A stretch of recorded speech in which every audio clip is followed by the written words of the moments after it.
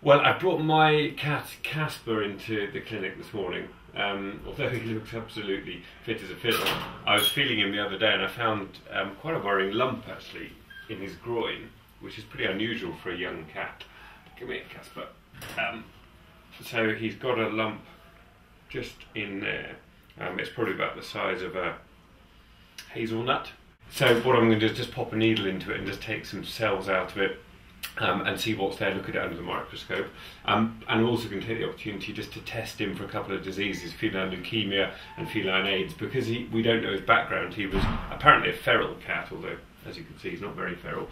So he was an ex-stray, so there's a possibility, which I don't really want to think about, but there is a possibility that he's got one of these diseases, and that could be responsible for the lump. So fingers crossed that's not the case, but I think it's prudent just to check. Good puss, haven't you? Good boy. There we go, good boy, Good boy, Kaspar. Yeah.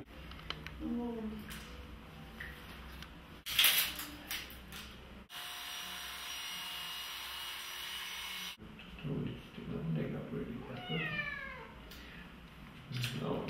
So it was interesting, we got the blood samples that were checked out for feline leukemia and feline AIDS, but I'm a bit more confident now because when I popped a needle into the lump, it immediately sort of went flaccid, and I think that's because it was probably a sort of focus of infection, maybe a bit of pus, constrained in a pocket of tissue. So when I popped the needle into it, some of the pressure went.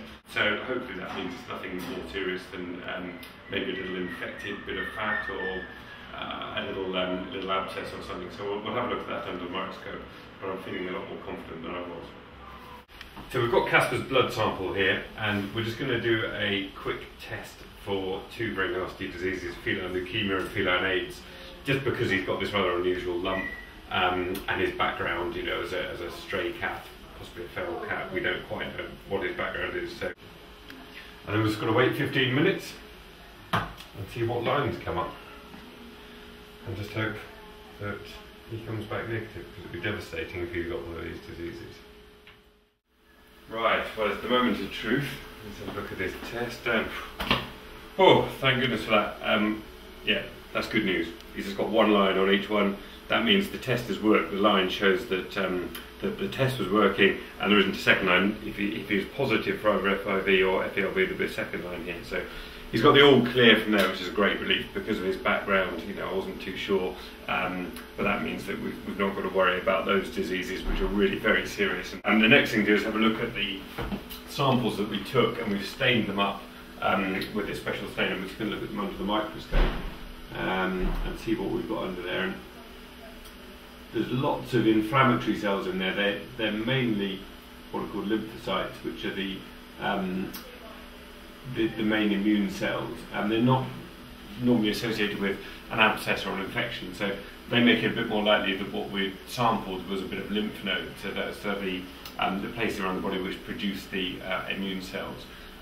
So I suspect we're dealing with a reactive lymph node. Perhaps he's had an infection somewhere in that part of the body, and the lymph node has reacted.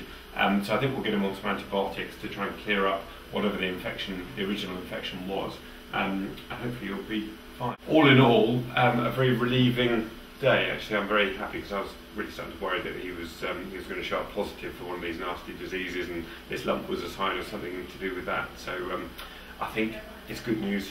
He's going to be all right.